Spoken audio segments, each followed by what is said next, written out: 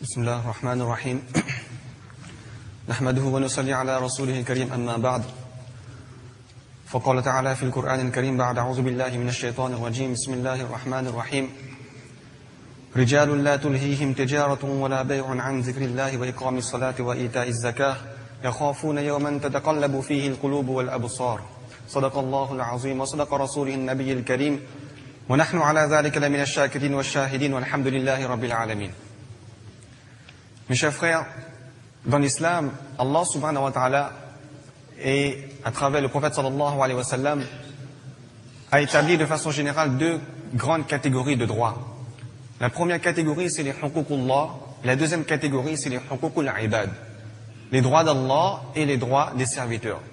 Si une personne n'obéit pas aux droits d'Allah subhanahu wa ta'ala, étant donné qu'Allah est magnanime, il est généreux, il est pardonneur, par un tawbah, par un regret, cette personne pourra se faire pardonner auprès d'Allah subhanahu wa ta'ala. Par contre, le droit d'un serviteur, un serviteur d'Allah qui est lésé dans ses droits, étant donné que ce serviteur est dépendant, il a des besoins, il ne va pas avoir cette attitude aussi immédiate que l'attitude adoptée par Allah subhanahu wa ta'ala, et il pourra demander dédommagement de son droit qui a été lésé, soit dans ce dunya, soit dans l'akhirah. Et à propos des huququl ibad, ces huququl ibad se distinguent en deux grandes catégories. On a les huququl badani et les huququl mali. Les huququl badani, ce sont les droits corporels, qui concernent le corps. Quelqu'un est blessé, quelqu'un a été tué, quelqu'un a été frappé, eh bien, il y a des règlements, des conciliations, des dédommagements qui sont faits dans ce sens. Et les huquq mali, ce sont les droits qui concernent les biens matériels. Et ça, c'est une catégorie de droits dont on a peu de connaissances. Et dans les huquq mali, une très grosse partie est consacrée à nos transactions, à notre façon de faire nos commerces, nos contrats, etc. Et c'est l'objet de ces quelques paroles que je vais vous présenter. Et je vais en fait mentionner à peu près 17 points qui vont concerner les étiquettes, les adab en matière de transactions, en matière de contrats. L'objectif, c'est pas de rentrer dans les maslas, termes techniques compliqués, etc. Non. C'est d'assainir, de mettre du baraka, de bénir nos transactions commerciales en suivant les quelques principes que l'islam a établis pour nous. Premièrement, lorsqu'on commence un commerce, lorsqu'on investit dans un commerce, on a besoin d'un capital. Qu'est-ce que l'islam nous dit à propos de cela? Ce capital doit être halal. Dans le Coran, Allah dit « Ya ayyuhan nas kulu mimma fil ardi halalan tayyiba » Ô vous qui croyez, ô vous musulmans, ô vous êtres humains, mangez de ce qu'Allah a fait pour vous sur cette terre, a établi pour vous, a créé pour vous sur cette terre, qui sont halal et qui sont purs. Le capital de départ doit être pur, à partir d'un argent, d'un bien qui est accepté par Allah subhanahu wa ta'ala. Deuxièmement, on ne doit pas se lancer dans une activité où les principaux clients sont des fajir, sont des gens qui sont fasiques, sont des gens qui sont pécheurs. Par exemple, on se lance dans une activité qui consiste à favoriser l'apparition des nightclubs, des salles de danse, des salles de fête, ou encore des activités, même si ces activités sont autorisées par la loi française, ou encore la loi européenne, comme la vente de drogue douce dans certains pays, ou encore des cigarettes, qui dans l'islam c'est considéré comme une chose makruh tahrimi, très réprimandable, ou encore les bijoux, l'or ou l'argent pour des hommes, pas pour les femmes, pour des hommes, des magazines érotiques, pornographiques, toutes ces choses-là, du point de vue islamique, sont interdites. Eh bien, une activité qui fait la promotion de ces choses-là, la vente de ces choses-là, également cette activité est bannie par Allah subhanahu wa ta'ala. Dans le Coran, Allah dit « Wa la ta'awanu ala al-ithmi wal-udwan » et ne vous entraidez pas dans le péché et dans l'animosité. Quatrièmement, évitez de s'engager dans une activité extrêmement préoccupante, qui nous engage tellement, qui nous implique tellement, qui nous sollicite tellement, que on est privé par la suite de nos activités spirituelles. On n'arrive plus à faire notre namaz 5 fois par jour. Pour le Jumu'ah, on vient à la dernière minute. On ne trouve plus le temps de s'asseoir quelques instants, de se libérer un peu plus tôt pour venir écouter. Au moins dans la semaine, on a une fois l'occasion d'écouter un bayan, de se dégager, de venir écouter ce programme. Ou pendant le mois de Ramadan, consacrer son temps à l'adoration d'Allah subhanahu wa ta'ala en augmentant nos ibadat. Notre activité est tellement extrêmement préoccupante qu'on n'a pas le temps de faire même le minimum et un peu plus que ce qu'Allah nous demande dans nos activités spirituelles. Cinquièmement, on doit éviter de vendre des produits qui se dégradent très facilement, qui se périment très facilement. Parce que, dans ce cas, il serait très difficile de vendre ces produits et on serait tenté de tromper, de mentir. Et ça, c'est un très grand péché que l'islam a sévèrement puni. Sixièmement, on doit éviter d'avoir l'intention de tromper le contractant. Par exemple, en lui disant que tel produit, ça c'est vendu en grande quantité à tel endroit. Ou ça c'est un produit que les gens achètent beaucoup. Ou ça c'est un produit qui est à la mode. Ou ça c'est un produit qui est très vendu dans tel marché. Alors qu'il n'en est pas ainsi. Si c'est la vérité, alhamdulillah. Mais si ce n'est pas la vérité, c'est mensonge, tromperie, corruption. Et ça, c'est péché. Et ça va enlever la baraka, le véritable profit dans notre commerce. Le prophète sallam il dit al-yaminu al-fajira munfiqatun li-sil'a wa mumhiqatun li-kasb, que les fausses promesses eh bien ils vont peut-être entraîner la réalisation d'une vente, mais il n'y aura pas de véritable profit. Il va effacer, ces fausses promesses vont effacer le véritable profit, la baraka dans nos transactions. Dans un autre hadith, le prophète sallam il dit al-munfiqu sil'atahu bil-halfi al-kadhib, que celui qui vend ses produits en exagérant, en faisant des fausses promesses, eh bien, il est considéré comme un menteur. Comme un menteur. On a 3 façons, en fait, de vendre un produit. Soit on dit la pure vérité. Ça, c'est jaïz, c'est même recommandé, c'est autorisé. La deuxième façon, c'est d'exagérer dans la qualité du produit. Ça, c'est makrou, c'est réprimandable. Et la troisième façon, c'est on ment. On fait du pur mensonge. Et ça, c'est la tromperie, c'est un très grand péché auprès d'Allah subhanahu wa ta'ala. Septièmement, on doit accorder beaucoup de précision dans des activités qui concernent la mesure et le poids. Les activités qui concernent par exemple la vente de fruits, bien la vente de graines, etc. Il faut savoir que le qawm de Shu'aib, le peuple de Shu'aib alayhi salam, a été détruit, tout un peuple entier a été détruit parce qu'il ne respectait pas. Il fraudait dans les mesures et dans les poids. Allah dit dans le Coran que, en ce sens, établissez lorsque vous faites les mesures, les poids, et bien faites-le avec justice, avec justesse, avec précision. Et ne faites pas de la corruption dans les poids, dans les mesures, lorsque vous vendez quelque chose. Huitièmement, lorsqu'on vend quelque chose, on doit montrer le prix réel du produit. Si un produit est vendu à 1 euro, on ne le vend pas à 8 euros. Sauf si le client l'accepte. Une fois, Jabir radiallahu anhu, il voulait vendre un chameau au prophète sallallahu alayhi wa sallam.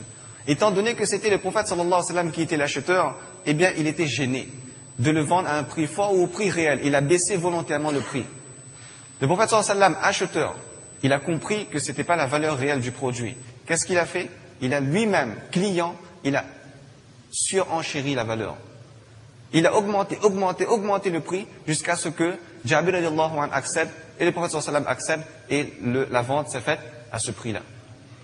Aujourd'hui, qu'est-ce qu'on attend? Que tout doit être gratuit pour moi. Un musulman va chez un autre musulman, il espère obtenir une part de gratuité. Même dans le travail également. On espère du musulman plus que ce qu'on n'espérerait pas de quelqu'un d'autre. Regardez comment le prophète sallallahu alayhi wa sallam il a agi. Il aurait très bien pu acheter ce chameau au prix offert qui était inférieur à la valeur réelle.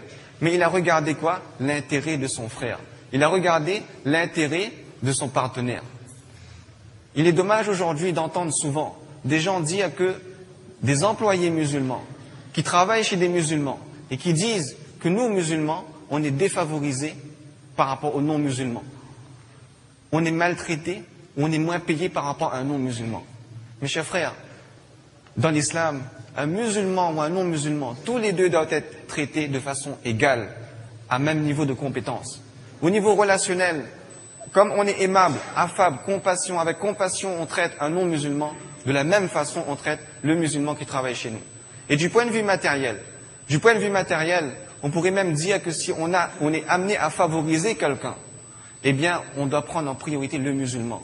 Pourquoi? Parce que la générosité à l'égard d'un musulman, la sadaqa que vous allez faire à l'égard d'un musulman, sera dépensée de façon halal, sera dépensée dans le chemin d'Allah, sera dépensée dans une voie aimée par Allah. Et le retour de cette sadaqa, la récompense sera plus grande également.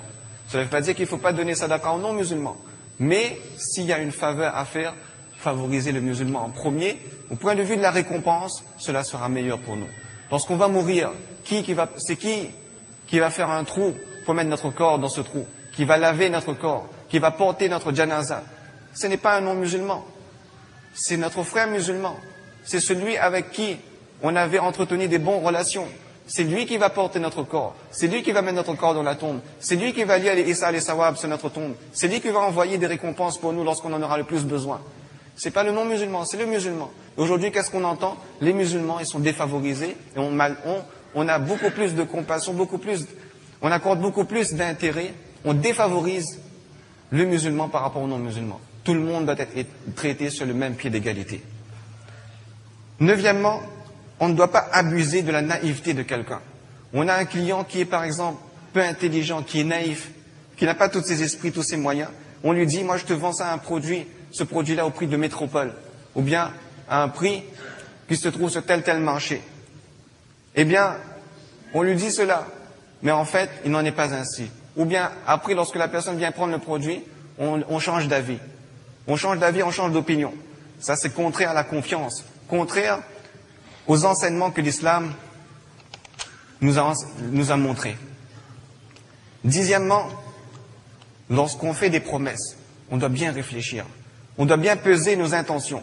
On ne doit pas faire des promesses qu'on n'arrive pas à réaliser. On donne des wa'ada, des promesses, des engagements, et après, on n'arrive pas à les réaliser, on se retire, et ensuite il y a des conflits. Et si on a fait une promesse, on a des difficultés, eh bien on doit persévérer à réaliser cette promesse. Le prophète sallam, lorsqu'il était endetté, il était prophète. Il n'était pas un prophète qui était riche, il était un prophète qui était pauvre. Et malgré ses endettements, il remplissait toujours ses promesses. Et parfois même il lui arrivait, à titre, pas d'intérêt, mais à titre de cadeau, de rembourser plus que ce que la personne lui avait donné. Onzièmement, on doit expliciter les conditions d'un contrat, pour éviter qu'après il y ait des conflits, il y ait des litiges, en particulier dans le domaine des dettes et des emprunts. Dans le Coran, Allah a dit lorsqu'on fait une transaction, même si c'est une petite transaction, eh bien, la transaction sera valable.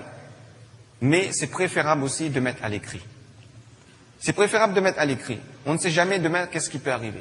On ne sait jamais demain la personne avec qui on avait traité décède et ses héritiers prennent la charge de cette dette, ou bien ses héritiers vont rechercher le paiement de cette dette.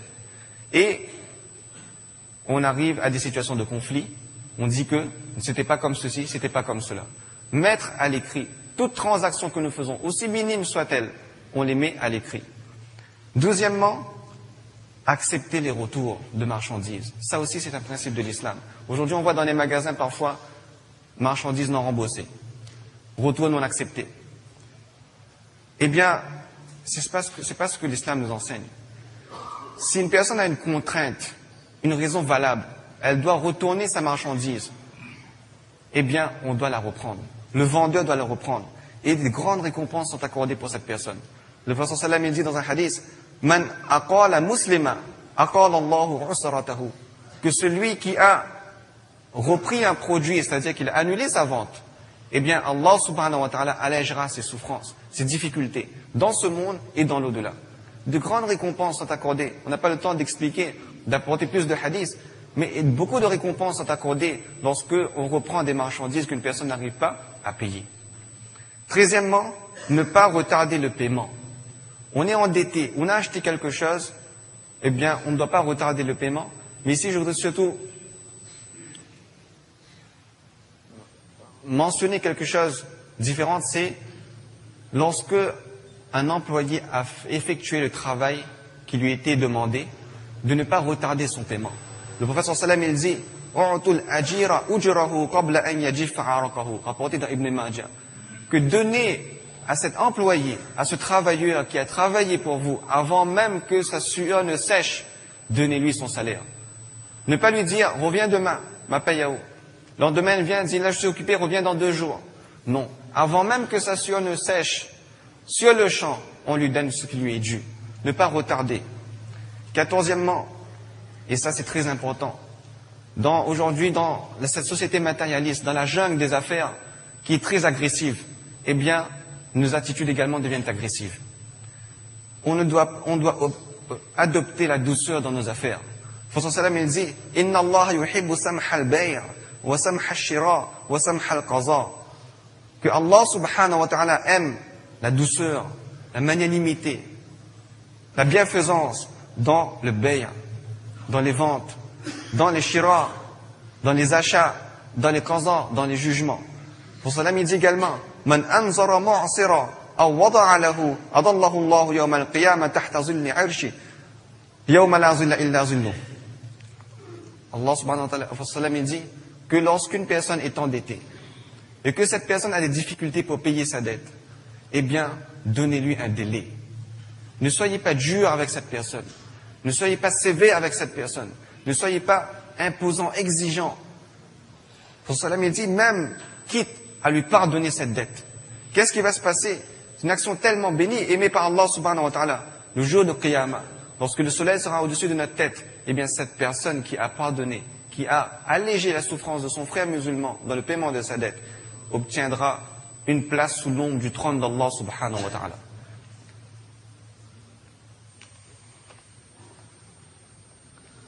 Mais là on va dire, d'accord, je suis endetté, à partir d'aujourd'hui je peux prendre tout mon temps pour payer ma dette. Non. Dans l'islam, on ne doit pas abuser non plus. Il y a aussi un équilibre qui doit s'établir. Le prophète sallam il dit, Matlul ghani zulm. Une personne a les moyens de payer sa dette, mais elle ne le fait pas. C'est quoi? Qu'est-ce qu'Allah dit que c'est? C'est quoi? C'est le zulam. C'est l'abus. Inna Allah la yuhibbu zalimin. Allah n'aime pas ceux qui font de l'abus. On a les moyens de payer, on a les moyens de rembourser, mais on est tellement avide d'investir à droite, à gauche. Et ceux qui demandent le paiement de la dette, on ne les paie pas. Eh bien, si on a les moyens et sans raison valable, on ne le paie pas, on a commis une injustice, le zulam. Donc ça, c'est très important aujourd'hui de bien veiller à ce genre de dérapage, que cela, c'est bien souvent ces genres de dérapages qui entraînent l'enlèvement de la baraka dans nos transactions, dans nos négociations. 15e, lorsqu'on fait des transactions, notre intention doit être saine. On ne doit pas considérer que c'est moi qui dois obtenir tous les bénéfices. Aujourd'hui, les sociétés se déchirent. Les gens, au lieu de s'associer, on est tellement avide que c'est moi qui dois tout gagner, c'est moi qui dois tout dominer, tous les profits doivent revenir à moi, que je ne veux pas m'associer avec un frère musulman pour partager le bénéfice. Vous savez ce que le prophète sallam dit à propos de cela? Anasa lisu sharikain, que lorsque 2 personnes s'associent pour faire une transaction même de ce dunya, je suis la 3e personne. Le prophète sallam dit, je suis la 3e personne. Ma lam yakun ahaduhuma, tant que ces 2 personnes ne font pas de la corruption, du khiyanat. Dans un autre hadith, le prophète sallam il dit, Yadullahi ma'a sharikain, la main d'Allah est sur les gens qui s'associent dans leurs affaires, dans leur commerce. Dans un autre hadith, le prophète sallam il dit, Tafawazu fa innahu a'zamu lil baraka. Associez-vous dans vos transactions, parce que cela est beaucoup plus grand dans la baraka. Cela apporte beaucoup plus de baraka. Mais aujourd'hui, les musulmans, la communauté musulmane, il ne faut pas se voiler la face. Par rapport à d'autres communautés, nous sommes les derniers dans ce domaine. Nous sommes les derniers dans ce domaine. Le Coran aussi le mentionne. Allah l'a encouragé.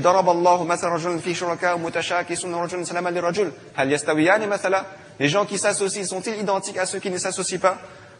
Et l'histoire des Ashab Kaf, ces jeunes qui s'étaient retirés dans une caverne, ils se sont associés, ils ont associé leurs biens, ils ont envoyé une personne dans la ville pour acheter des choses, etc. pour eux. Dans le Coran et dans les hadiths, le prophète sallallahu alayhi wa sallam, Allah subhanahu wa ta'ala, il nous incite à nous associer, à créer des sociétés, à s'associer, à unir nos forces, même pour les choses de ce dunya. Et ça apporte beaucoup plus de baraka. A'zamu lil baraka. 16e, faire la sadaqa. On a fait une affaire, on a en tiré un bénéfice, eh bien, consacrer une partie à la sadaqa. Le Prophète sallam dit, Inna ash-shaytana wal ithm yahzurani al-bay' fashawwibuhu bis sadaqa. Automatiquement, lorsqu'on fait une transaction, il y a une part de péché qui intervient. Il y a shaytan qui intervient. Automatiquement, ça vient, c'est naturel. On a parlé un peu plus, on a pensé certaines choses, etc. Eh bien, le Prophète sallam dit que enlever tout cela, ces péchés, ces shaytani choses, ces choses de shaytan, enlevez-les. Comment? Par la sadaqa. Vous savez également l'histoire de cette personne qui avait entendu une voix qui venait d'un nuage, qui disait à ce nuage d'aller vers tel endroit, d'arroser telle ferme. Alors la personne a suivi le nuage, il a vu que ce nuage arrosait un seul champ. Ensuite, il est allé voir le fermier, il lui a dit, mais qu'est-ce que tu fais pour qu'Allah subhanahu wa ta'ala t'accorde cette ni'mat? Il a dit, lorsque je récolte, un tiers c'est pour mon bien personnel, un tiers c'est pour replanter, et un tiers c'est en sadaqa, pour donner aux pauvres. Et dernièrement, connaître les règles du commerce, le code du commerce islamique. Connaître ce qui est halal, ce qui est haram. Omar radiallahu anhu, il autorisait personne à faire du commerce sur le marché public tant que cette personne ne connaissait pas les règles du commerce islamique. La yabi'u fi suqina illa man qad tafaqqaha fi ad-din. Il disait, personne n'est autorisé à faire du commerce dans son état tant que cette personne n'a pas passé par une formation, un stage pour apprendre comment faire le commerce à la façon islamique. Aujourd'hui, on fait des stages. Mais est-ce qu'on fait des stages pour apprendre comment Allah nous a demandé de faire notre commerce? Voilà ces quelques points. En conclusion, rapidement, ce qu'on peut dire, c'est que l'islam, dans toutes ces étiquettes, principaux étiquettes qu'on a présentées, l'objectif essentiel, c'est quoi? C'est d'enlever toutes sortes d'exploitations, d'enlever toutes sortes d'injustices entre les contractants. La stratégie commerciale capitaliste, elle est différente de la stratégie commerciale musulmane. Parce que dans le capitalisme, il y a une idée qui prime, c'est la loi du plus fort. C'est la survie du plus fort. Alors que dans l'islam, non. Il y a deux personnes dans un contrat. Il y a deux besoins. Il y a deux individus. Il y a de l'humain dans ce contrat. Et l'intérêt de chacun doit être pris en compte. Chacun doit voir non pas son propre intérêt, mais l'intérêt de l'autre. L'honnêteté dans nos transactions. La tolérance, la générosité dans nos transactions, ce sont l'application de ces principes qui ramènera la baraka, inshallah, dans nos transactions, qu'Allah donne tawfiq de comprendre et de pratiquer ces quelques points. Wa akhiru da'wana, alhamdulillahi rabbil alamin.